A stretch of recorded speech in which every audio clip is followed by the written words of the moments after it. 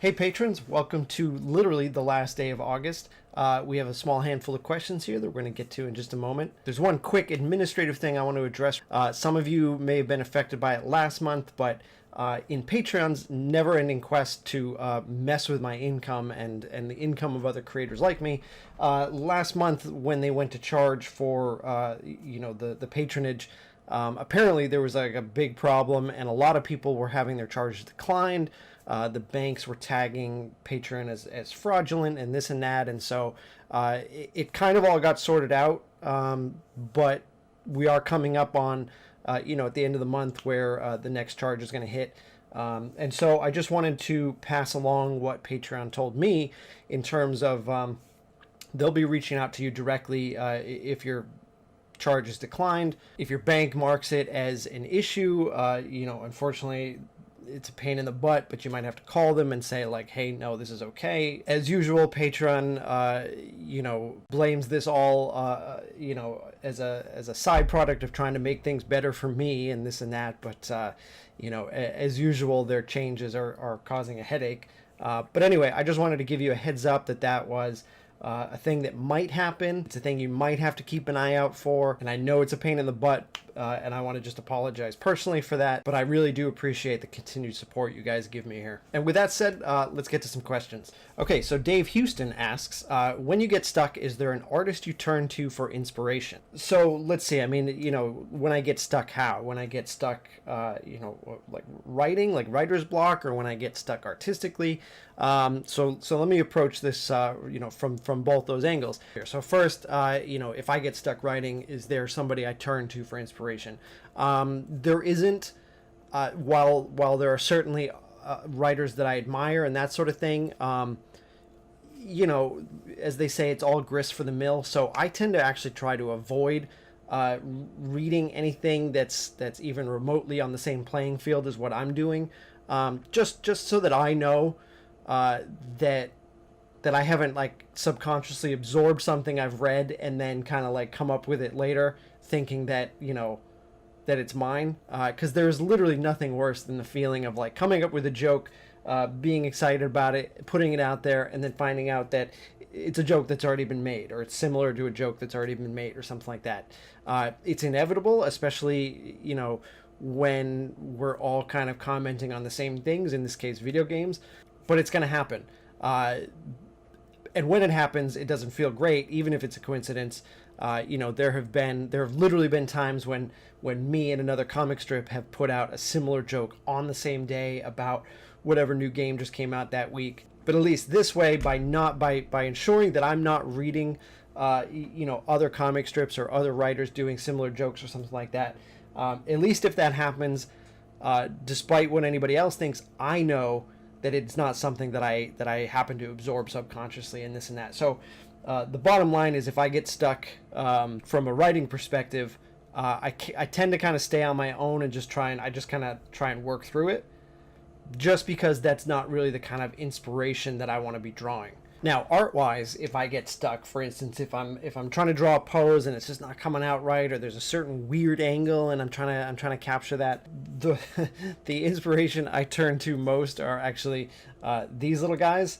I have a few of these, tiny little posable figures, which I can then, and I use this most often in terms of, if I'm doing like multiple figure scenes where like I have like a couple figures fighting or just like really intertwined. It helps to sort of sort out the limbs and the angles and stuff, by posing these guys up. So I'll pose them up, and then I'll just take a quick picture with my cell phone from the angle that I want, and then use that as my reference.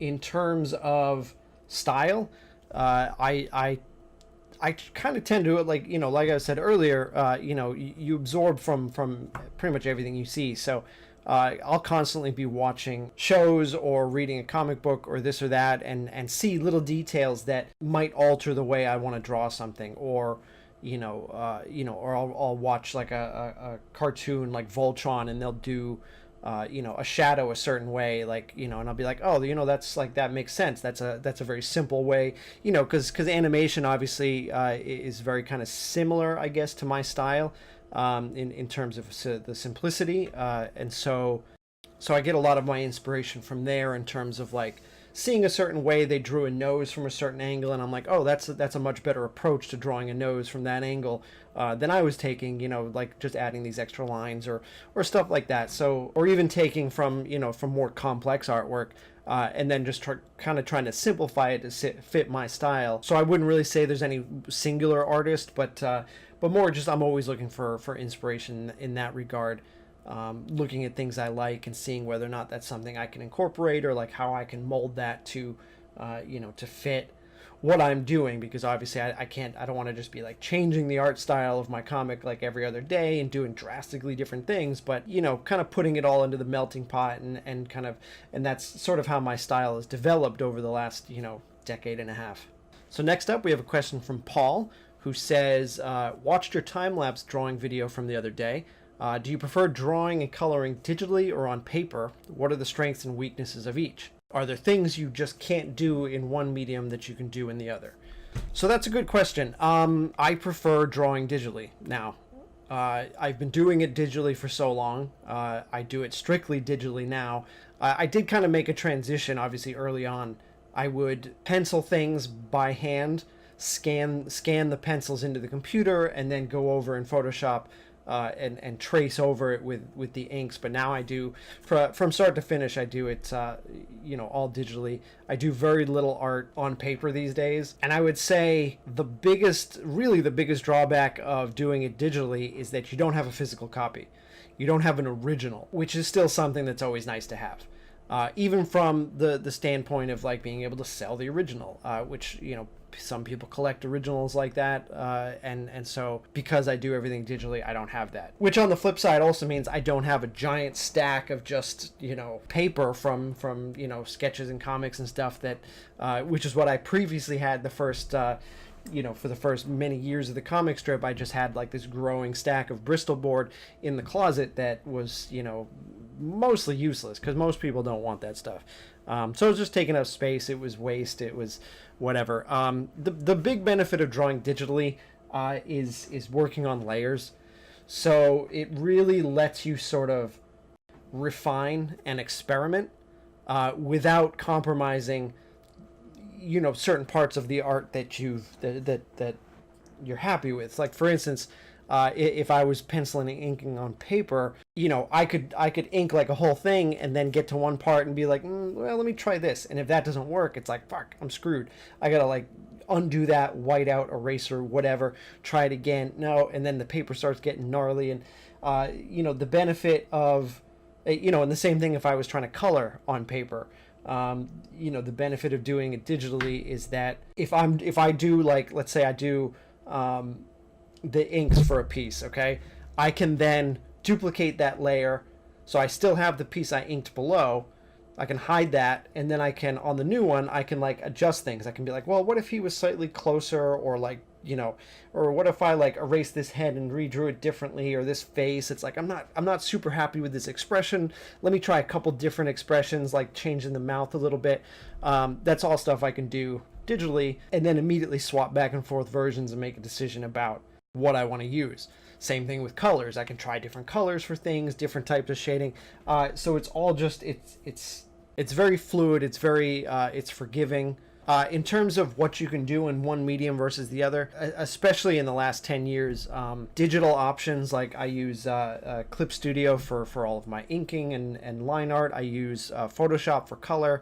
There are a number of other programs, Painter and this and that, Illustrator, that can mimic and accomplish a lot of different styles, and you can duplicate just about any look digitally that you can do on physical paper. But with that said, there's still a certain authenticity with a physical piece of artwork that you're not going to quite get digitally. So you can do a very convincing facsimile of just about anything digitally, and there's a lot of things you can do digitally that you cannot do, you know, with physical materials. But there have been very, very, very few instances where I've thought like, oh, I kind of want to do this look, and I couldn't do it digitally. Like, it would have been something I can only do on a physical piece of paper. And finally, at this point, I have been drawing digitally for so long, primarily, that it almost feels at this point, what was once second nature almost feels a little bit stressful now. Drawing, penciling and especially inking on paper is like stressful, because there's this idea of like, there's no delete, there's no undo button here. So I've definitely become much more comfortable working in a digital space. Next, we have Michael with a question about what kind of music I prefer in general, and also whether or not I'm listening to another music while working than I would be when I'm not working. So when I'm working, mostly I have a show or a movie on. But music-wise, it depends on the mood I'm in, but I will occasionally listen to music while I'm work, especially if I'm feeling like, just again, like thinking about something else or really zoning out and not trying to pay attention to a show or a movie. So I will, and I really kind of, as far as what kind of music I like just about everything except for country. Country's one of the genres that this never really clicked with me, but otherwise I listen to a lot of different types of music. It just kind of depends what kind of mood I'm in. But with that said, I will listen to classical music more often while I'm working than pretty much never when I'm not working. Like, I won't just drive around and listen to classical music, but when I'm working, I find classical music to be a great choice for kind of focusing and kind of diving into the work. Other than that, though, I have a handful of different Pandora stations that play a variety of music that I enjoy. So music that I like, and then also trying to find other music that's similar to music that I like. And finally, this month we have Edward with a question: how often do you get the feeling that you want to write stories in other formats than comic? And am I planning on any other stories in the future written as a short novel? So to tackle the first half of that question, how often do I feel tempted to write stories in a different format than comic strip? I would say pretty often, actually, because when I tend to write a story, most often in my head it comes out first as sort of like a cartoon. Like, it would be more conducive to an animated feature with some back and forth, dialogue wise and this and that, or like expressions or mannerisms that would be better suited to animation. And then what I have to do is actually take that little video that I have on my head and kind of slice it into panels that would work for a traditional comic strip. So it's quite often that I would that I wish I was writing an animation, that I could tell these stories in a show format versus the comic strip format. But beyond that, I love writing prose. I love doing, when I get the opportunity to write little short stories, I really enjoy that. There have definitely been some stop-start projects over the years where I start writing something, and then obviously, I have responsibilities with, the part of my business that actually brings in income, so that has to come first. So I would certainly love to write a novel someday or write more short stories. I actually even started experimenting with I wrote the first couple chapters of a Starcaster universe choose your own adventure novel that I had kind of envisioned I would release through Patreon, its own Patreon, where I would write a chapter and then have a choice and people could vote, and then I would write another chapter and then release that, and etc. And then maybe through the course of that we could actually finish a whole book, like a standalone story within the Starcaster universe, and explore every option, because when we got to the end of one, we could back up to a previous choice and take the different path and that sort of thing. And I kind of thought that if it was set up through Patreon and I was actually making income from doing it, that would make it easier for me to justify carving out some time in my week to actually sit down and write it, because I could justify it by saying, like, well, this is putting food on my table, so I